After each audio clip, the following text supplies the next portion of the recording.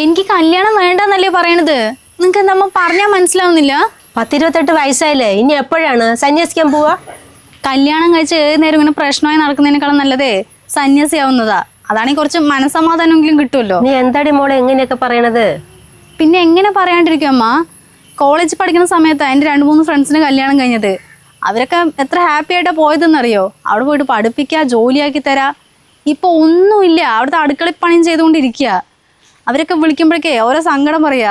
അതൊക്കെ കേട്ടിട്ട് ഞാനിങ്ങനെ അമ്മ ഒരു കല്യാണത്തിന് സമ്മതിക്കുക? മോളെ, അതൊക്കെ ഓരോരുത്തരുടെ ജീവിതമല്ലേ. അതും പറഞ്ഞിട്ട് കല്യാണത്തിന് ആരും ഇങ്ങനെ പേടിക്കുവോ? മറ്റുള്ളവരുടെ ജീവിതത്തിൽ വരുമ്പോൾ ഇങ്ങനെയൊക്കെ പറയാൻ നല്ല സുഖമായിരിക്കും അമ്മ. അത് സ്വന്തം ലൈഫിൽ വരുമ്പോഴായിരിക്കും അതിൻ്റെ കഷ്ടപ്പാടും വേദനയൊക്കെ എന്താണെന്ന് നമുക്ക് മനസ്സിലാവുക. നീ ഒന്ന് കേട്ടിട്ടേ ജീവിതം അടുത്ത പോലെയുള്ള നിന്റെ സംസാരം. എന്താ കേട്ടാ അവളിങ്ങനെയൊക്കെ പറയണത്? ഓരോരുത്തരുടെ അനുഭവം കേട്ടിട്ട് എനിക്കും അതുപോലെ ആവുമെന്ന് പേടി അമ്മ. അതുകൊണ്ട് ഞാൻ ഇപ്പോൾ വേണ്ടാന്നൊക്കെ പറയണത്. എന്തായാലും എനിക്ക് കുറച്ച് സമയം വേണം. അത് കഴിഞ്ഞിട്ട് ഞാനൊരു തീരുമാനം പറയാം. ഇത്രയും കാലം വരെ നിന്റെ ഡിമാൻഡിനനുസരിച്ചിട്ട് ഓരോരുത്തർ വന്നത്, അതൊന്നും നിനക്ക് പറ്റിയില്ല. ഇനി എന്തായാലും അത് നിൽക്കില്ല. അച്ഛനും അമ്മയും പറഞ്ഞത് അനുസരിച്ചിട്ട് നിന്നോ. അതെങ്ങനെ അമ്മ ശരിയാവുക? എൻ്റെ ജീവിതമല്ലേ, അപ്പം ഞാനല്ലേ തീരുമാനം എടുക്കേണ്ടത്, അല്ലാണ്ട് അച്ഛനും അമ്മയാ? അതൊന്നും നടക്കുന്ന കാര്യമല്ല. മോളെ, നിന്റെ ജീവിതമാണത്. തീരുമാനം എടുക്കുന്നത് നീയാണ്, അല്ലെങ്കിൽ ഞങ്ങളല്ല. മോളെ, ഞങ്ങൾക്ക് പ്രായമായി വരുമല്ലേ, അമ്മ അത് ഉദ്ദേശിച്ചിട്ട് പറഞ്ഞതായിരിക്കും. മക്കൾ കല്യാണത്തിനൊന്നും സമ്മതിച്ചില്ലെങ്കിൽ അച്ഛനും അമ്മേൻ്റെ സ്ഥിരം ഡയലോഗ് തന്നെയാണ് അത്. ഞങ്ങൾക്ക് പ്രായമായില്ലേ, ഇനി എന്ത് ചെയ്യുന്നൊക്കെ. അല്ല അച്ഛാ, ഞാൻ എന്താ ചെയ്യേണ്ടത് അത് പറ. അച്ഛൻ്റെ ഫ്രണ്ടിൻ്റെ ആരോ ഉണ്ട് അത്രേ, അവർ കല്യാണം ആലോചിച്ചുകൊണ്ടിരിക്കുകയാണ്. അതൊന്ന് നോക്കിയാലോ ഗിരിജേ? ഇത്രയും കാലം ഞാൻ പറഞ്ഞ ഡിമാൻഡിനനുസരിച്ച് ഏതെങ്കിലും ഒരു ചെക്കൻ വന്നാ? ഇല്ലല്ലോ. ഇതും ഇപ്പോൾ ഏകദേശം അതുപോലെ തന്നെ ആയിരിക്കും.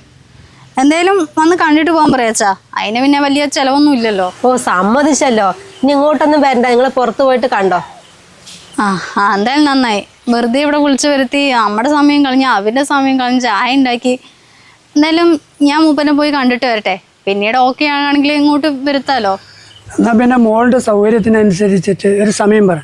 എന്നാൽ പിന്നെ അവരുടെ അടുത്ത് പറയാലോ. എന്നാൽ പിന്നെ ഇന്ന് തന്നെ കാണാം അച്ഛാ. എനിക്കിന്ന് വേറെ പരിപാടിയൊന്നുമില്ല. പയ്യൻ കഞ്ചിക്കോട് കമ്പനിയിലാണ് ജോലി ചെയ്യുന്നത്. നമുക്ക് അവൻ്റെ സൗകര്യം കൂടി നോക്കണ്ടേ? എന്നാൽ പിന്നെ ഞാൻ അവരുടെ അടുത്ത് ഒന്ന് സംസാരിക്കാം. തിരിച്ചേ ഒന്ന് ഫോൺ എടുക്ക്, ഒന്ന് വിളിക്കട്ടെ.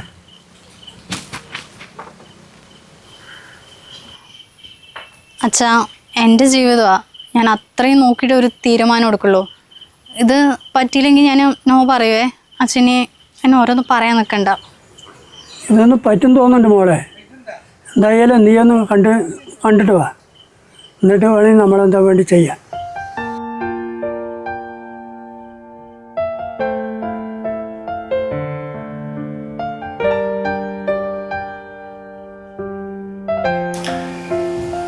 അച്ഛാ, ഞാനിവിടെ എത്തിയിട്ടുണ്ട്. ആള് വന്നിട്ടില്ല. അല്ല, എത്തിയപ്പോൾ ഞാൻ അച്ഛനൊന്ന് വിളിച്ചു നോക്കിയതാ. അച്ഛാ, കഴിഞ്ഞിട്ട് പറയാ. എന്തായാലും ഞാനൊന്ന് വിളിച്ചു നോക്കട്ടെ. ഇപ്പം എത്താന്നാ പറഞ്ഞത്. ശരി എന്നാ. എന്ത് എത്ര നേരം?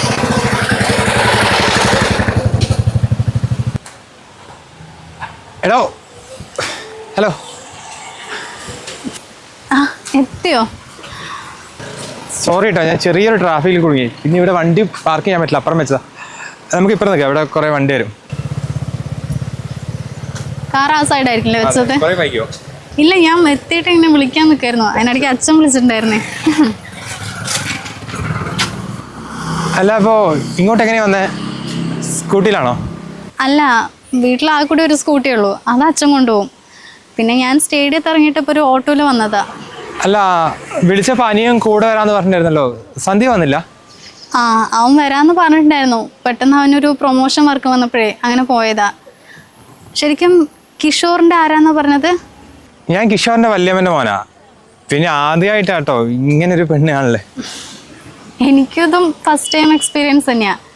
കുറച്ച് ആൾക്കാർ വീട്ടിൽ കാണാൻ വന്നിട്ടുണ്ട്. അവർ അച്ഛനും അമ്മയും പെങ്ങളും അമ്മായി എന്നൊക്കെ പറഞ്ഞിട്ട് കുറേ ആൾക്കാർ വരും. ശരിക്കും പറഞ്ഞാൽ അതിൻ്റെ ആവശ്യമൊക്കെ ഉണ്ടോ? ആദ്യം പരസ്പരം കണ്ട് ചെക്കനും പെണ്ണും ഇഷ്ടമാണെങ്കിലല്ലേ അതിനൊക്കെ കൊണ്ടുവരുന്ന കാര്യമുള്ളൂ. അല്ല, അങ്ങനെ ഒരു കൺസെപ്റ്റാണ് കേട്ടോ എനിക്ക്. അതുകൊണ്ടാണ് പുറത്തുനിന്ന് കാണാമെന്ന് ഞാൻ പറഞ്ഞത്. അതെന്തായാലും അതായി. ഇപ്പോഴത്തെ പെൺകുട്ടികളൊക്കെ നന്നായിട്ട് മാറി ചിന്തിക്കുന്നുണ്ട് കേട്ടോ. സോറി, പേരെന്തായിരുന്നു? എൻ്റെ പേര് കീർത്തി. അജയ് എന്നല്ലേ പേര് പറഞ്ഞത്? ആ അതെ, ഞാൻ ഇവിടെ കഞ്ചിക്കോട് BML വർക്ക് ചെയ്യുന്നത്. അല്ല, താനെന്താ ചെയ്യുന്നത്? ഞാനിപ്പം നിലവിലൊന്നും ചെയ്യുന്നില്ല, വെറുതെ വീട്ടിലിരിക്കുക, തിന്നുക, ഉറങ്ങുക, ആ ഒരു സെറ്റപ്പാണ്. കഴിഞ്ഞ മാസം വരെ എനിക്കൊരു കോഴ്സ് ഉണ്ടായിരുന്നു എറണാകുളത്തായിരുന്നേ. അതിപ്പോൾ കഴിഞ്ഞിട്ട് ഇനിയിപ്പം വർക്കൊക്കെ ഒന്ന് നോക്കണം. ഞാൻ ചെന്നൈയിലായിരുന്നു പഠിച്ചത്, മെക്കാനിക്കൽ എഞ്ചിനീയർ ആയിരുന്നു. ഇപ്പോൾ വർക്ക് കിട്ടിയപ്പോൾ ഇനി നാട്ടിൽ നിന്ന് സെറ്റായത്. ആ അല്ല, അപ്പം വീട്ടിലാരൊക്കെയാണ് ഉള്ളത്? വീട്ടിൽ ഞാനും അച്ഛനും മാത്രമേ ഉള്ളൂ. അല്ല, അപ്പോൾ അമ്മയോ? ഞാൻ 10ാം ക്ലാസ്സിൽ പഠിക്കുമ്പോഴാണ് അമ്മ ഒരു പനി വന്നായിരുന്നു. പിന്നെ അത് നോക്കാണ്ട് മഞ്ഞപ്പിത്തമായി, അങ്ങനെ കോംപ്ലിക്കേറ്റഡായി. അന്നേരം കുടുംബക്കാരും അച്ഛൻ്റെ ഫ്രണ്ട്സൊക്കെ പറഞ്ഞതാണ് ഒന്നുകൂടി കല്യാണം കഴിക്കാൻ. അച്ഛൻ അന്നേരം ചെറുപ്പമായിരുന്നു, എനിക്ക് കൂടി 15 വയസ്സല്ലേ ഉള്ളായിരുന്നു. പക്ഷേ ഇനി വരുന്ന ആൾ എന്നെ സ്വന്തം മോനെ പോലെ കണ്ടില്ലെങ്കിലോ എന്നൊക്കെ വിചാരിച്ചിട്ടാണ് അച്ഛൻ പിന്നെ കല്യാണം കഴിക്കാത്തത്.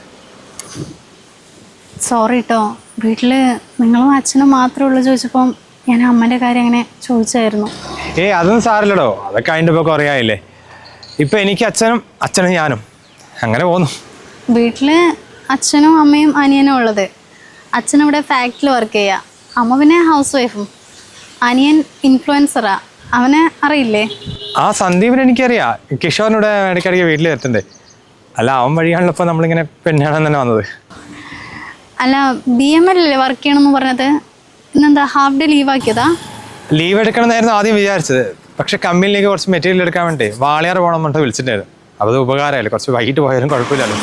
അതെന്തായാലും ഇപ്പോൾ ഉപകാരമായല്ലോ അല്ലേ. പിന്നെ ഞാൻ പറഞ്ഞിട്ടുണ്ടായിരുന്നില്ലേ കുറച്ച് ആൾക്കാർ വീട്ടിൽ പെണ്ണ് കാണാൻ വന്നിട്ടുണ്ടായിരുന്നു എന്നുള്ളത്. അവരിങ്ങനെ കുറേ ആൾക്കാരായിട്ട് വരും.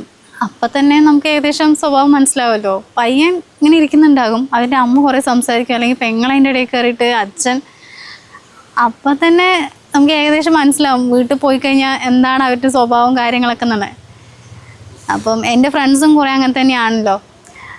അവർ കുറേ അമ്മായിമ്മ പോരും, നാത്തൂൻ പോരും പറഞ്ഞിട്ട് എപ്പോൾ നമ്മൾ വിളിച്ചാലും അവർക്ക് ഇതിനെക്കുറിച്ച് മാത്രമേ പറയാനുള്ളൂ. അപ്പോൾ എനിക്ക് ഭയങ്കര ടെൻഷനായിരുന്നു, നമ്മളെ കല്യാണം കഴിക്കാൻ പോകുന്ന ആളെ എങ്ങനെയൊക്കെ ആയിരിക്കും എന്നൊക്കെ. അതുകൊണ്ട് കുറേ ഡിമാൻഡൊക്കെ ഇട്ട് ഞാനിങ്ങനെ വെയിറ്റ് ചെയ്യായിരുന്നു. ഇപ്പോഴാണിങ്ങനെ. അപ്പം എന്തായാലും താൻ കോൾ അടിച്ചല്ലോ. എനിക്ക് അമ്മയില്ല പെങ്ങളും ഇല്ല, ആ കൂടെ അച്ഛൻ മാത്രമല്ലേ ഉള്ളൂ. നമുക്ക് അങ്ങോട്ടൊന്ന് മാറി നിന്നാലോ? ആ ആയിക്കോട്ടെ, നടന്നോ.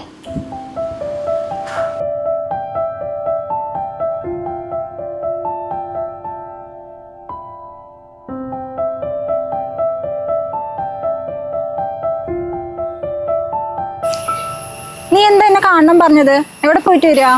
ഒന്നും പറയണ്ട മോളെ, ഞാൻ ഒരു ചെക്കൻ കണ്ടിട്ട് വരിക. അതെന്നെ നീ എന്നോട് പറയാതിരുന്നത്? ഞാൻ രാവിലെ കൂടെ വിളിച്ചതായിരുന്നല്ലോ.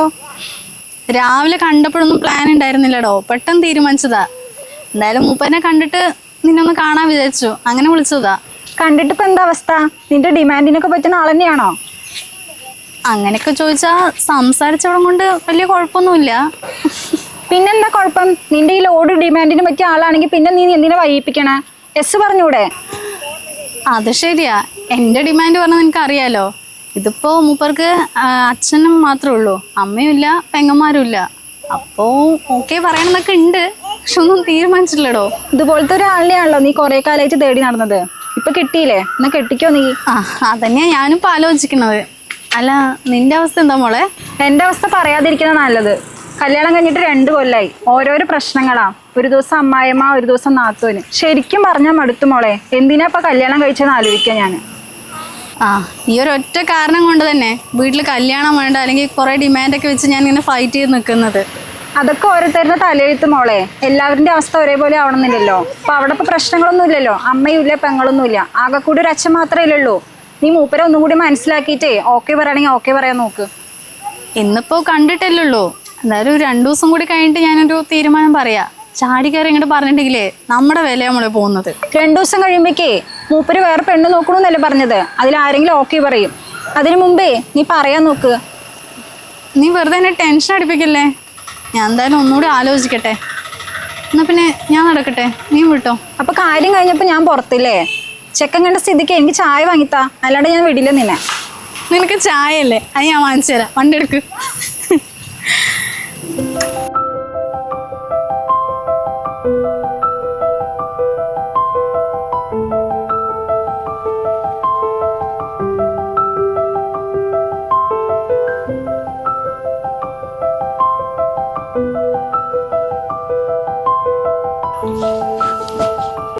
എടാ അവനൊരു പെണ്ണ് കാണാൻ പോയതാടാ.